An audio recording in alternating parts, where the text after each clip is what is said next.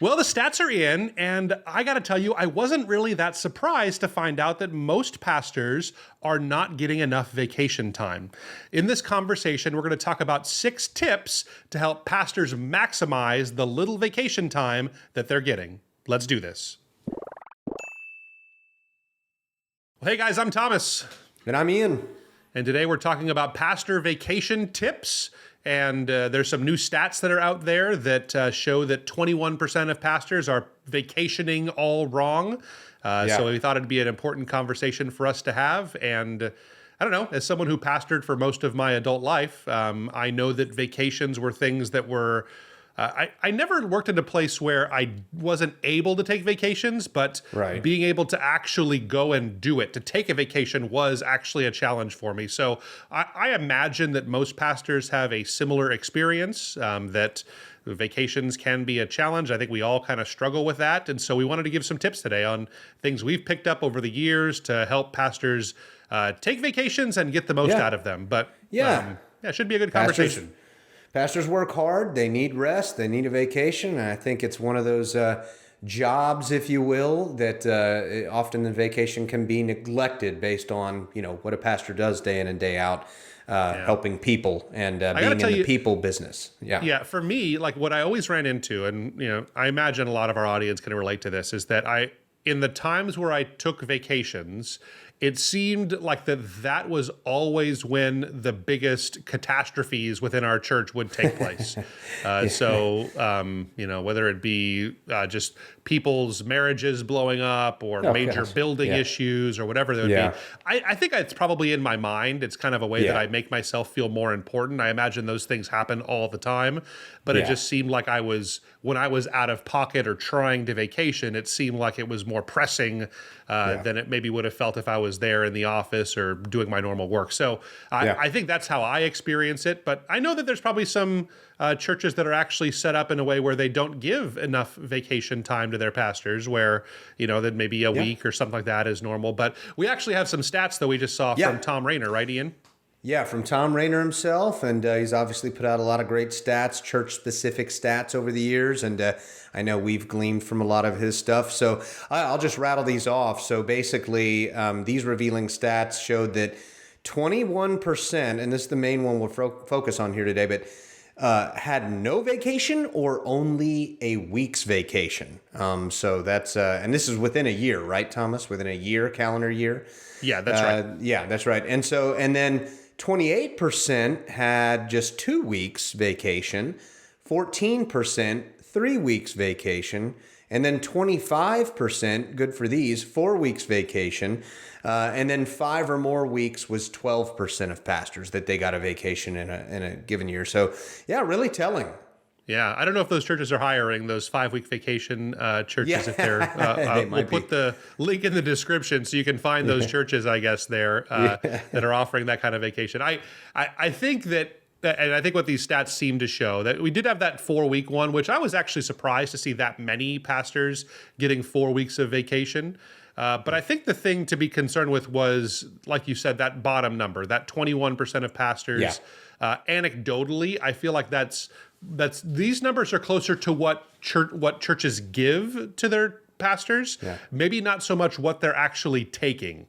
And I think that in reality, a lot of times when people are given 5 weeks or 4 weeks of vacation, just being able to take 2 of the weeks can be a real challenge. And I know that I felt that way. And a lot of times when you are, especially I've planted churches and I've led young churches where, you don't really have like policies in place at your church a lot of times that a board has decided exactly how much vacation time you get.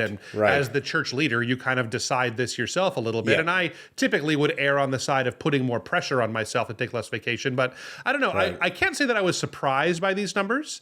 Maybe a few of the ones that were up like the 4 and 5 weeks, that was a little bit surprising to me. But 21% of pastors taking no vacation or maybe as much as 1 week, you're getting yourself into some dangerous territory when you're doing that, I think. And we wanted to spend this episode kind of unpacking some of the reasons why, and then, kind of give some tips on things we've picked up on how you can get better in these areas here. So, I don't know. Any thoughts on that, Ian, about the 21%? No, I'm not surprised because I talk with so many pastors, as you know, Thomas, day in and day out, and I talk to so many that I build relationship with. We love every pastor that comes our way, and we love helping the local church. And just over the years, that 20%. I mean, I guess it's surprising, but it's not to me, someone who has consulted with pastors for years. I do hear of so many pastors that are they're overworked, not taking a vacation, tell me they need a vacation. Yeah. And so, it is definitely an issue that needs to be addressed. So, let me say this. Right? I'd love to know our audience, like just to do our own kind of little poll. So let us know now down in the description if you're watching this on YouTube, where I think most of you probably engage with our content now is YouTube. But let us know down in the description, how much vacation time do you get and how much vacation time do you take in a given year on average? And be honest about it. We'd love to hear kind of what you take and which way you'd like to see that go. So let's dig into some of the tips that we had. I'll go ahead and kick it off. The first one is that we think it's really important that you prioritize duration and quality of vacation. And by that, I think what that means is, yes, you need to take the time. And even if you only get, let's say, 2 weeks a year, you can have 2 very refreshing weeks. But what I see a lot of church leaders do is use those 2 weeks as a time to catch up on all the other family stuff that they have to do. Yeah. So like if you're taking your vacation time, and what that's actually doing is it's you kind of tackling all those house projects that you've been meaning to get to, and installing ceiling fans and fixing rotting trim and that kind of stuff. And like, let's just put that out there. That's not a vacation, still work. Right? That's not still work.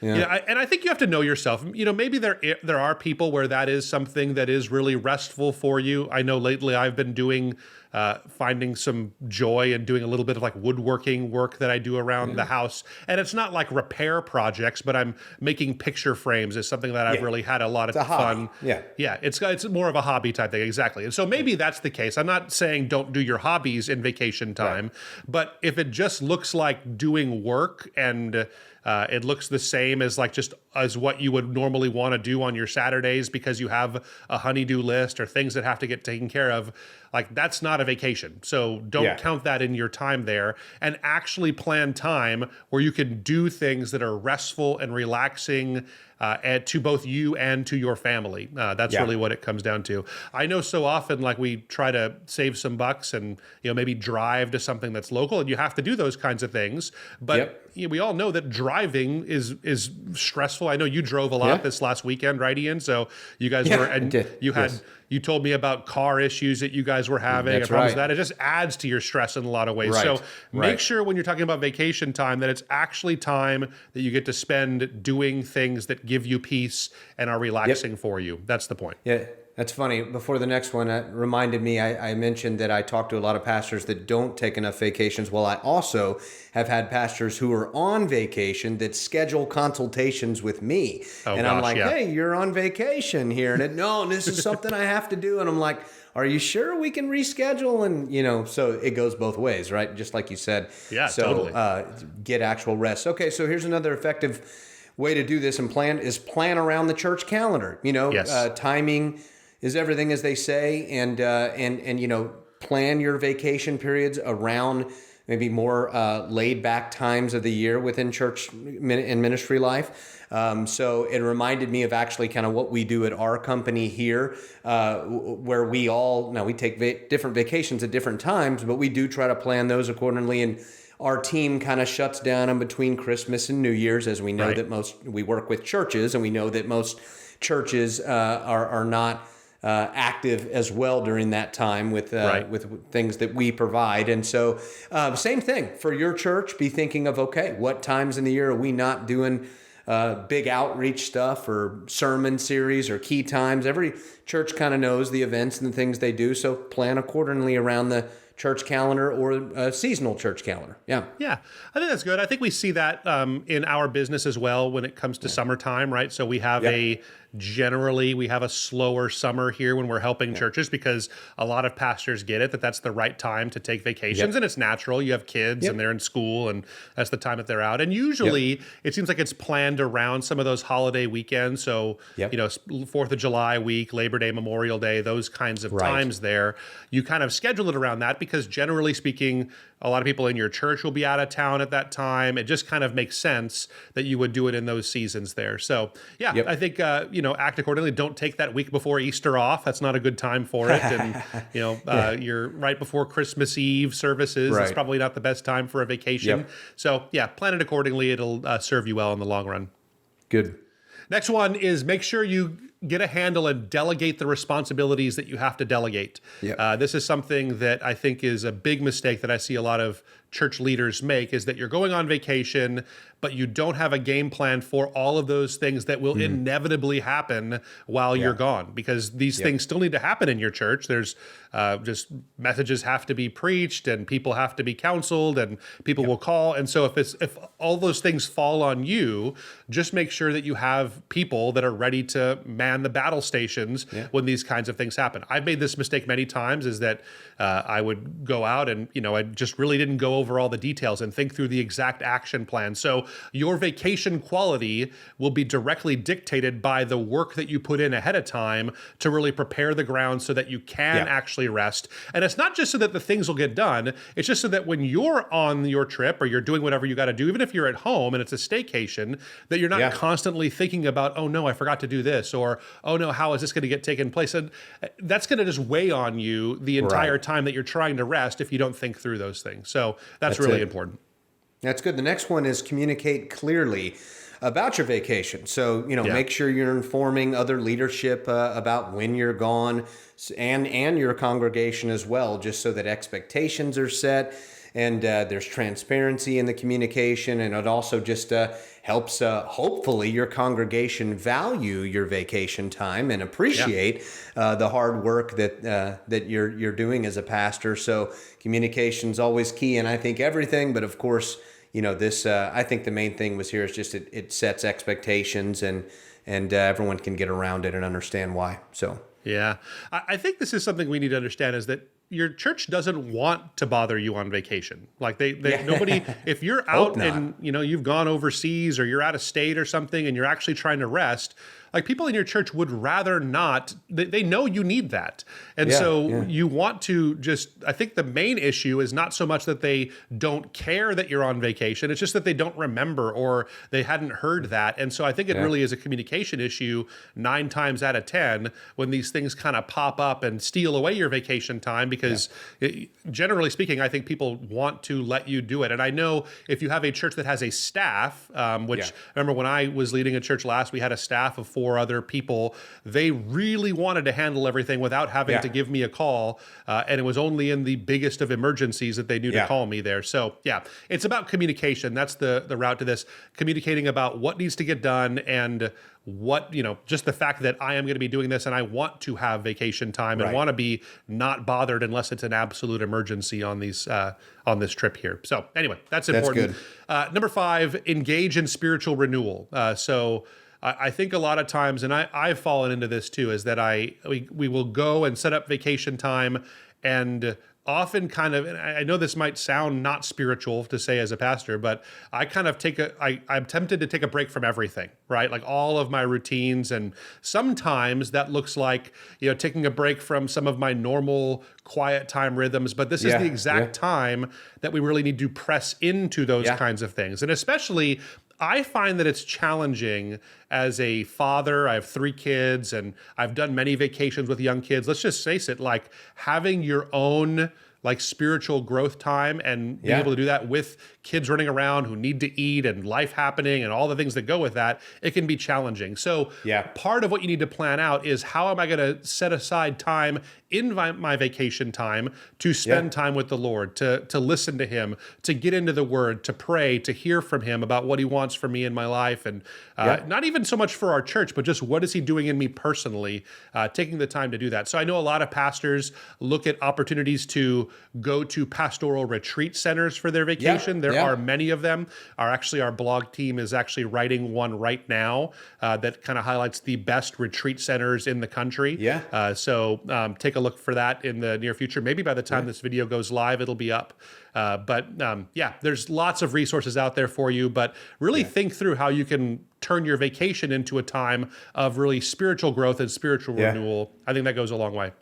Yeah, it reminds me, as a matter of fact, we're putting that blog together, like you mentioned, our team, but we actually have a client that has an actual, their ministry is called the Pastor's Refuge. And this client of ours has land out in, I believe it's in Texas, but and they have, hunting, fishing, and all of these other activities and lodges, but it's also a time where they have some spiritual renewal breakout sessions. But you got to find what's right for you. But we're privileged to serve one of these. They're called the Pastor's Refuge, actually. I know a lot of denominations have these kinds of resources too. I've pastored Foursquare churches, and there were a couple of different places that pastors can go basically free of charge. You got to get yourself there, but you could go there free of charge. Meals are provided in a lot of circumstances just to get away from it all and actually process some of this stuff here. So really important. That's good. This last one here is also very important. Refrain from overworking before and after your vacation. How many times do we do that? We're out, and naturally there are things to get to and get caught up with when you get back. But if you're grinding it out and stressing yourself out before your vacation, how enjoyable is the first couple of days of that vacation going to be? And then the same thing when you get back. I mean, you want to come back rested and sure, it's time to get back to work, but, maybe kind of, what's the right word for it? But just kind of segue into it a little bit slower. Pace yourself and, ease your way back in. That's the word I was looking for when you get back. So don't erase all of the rest and relaxation you had. So. Yeah. I think that this is back to the planning side of things. Right. I think that's the key to this, because you can't just say, okay, I'm just not going to work hard going into my vacation because stuff has to get done, right? Or I can't say I'm just not going to work hard when I get back. Like, you need to actually plan for that. So what it looks like, I know this, I'm leaving for a 20th anniversary trip in a week and a half here. And so we've been thinking about it for weeks. We're planning for it now. We're starting our packing process. We've bought all the things we need for the trip. And we're really starting to think through it a lot. And part of that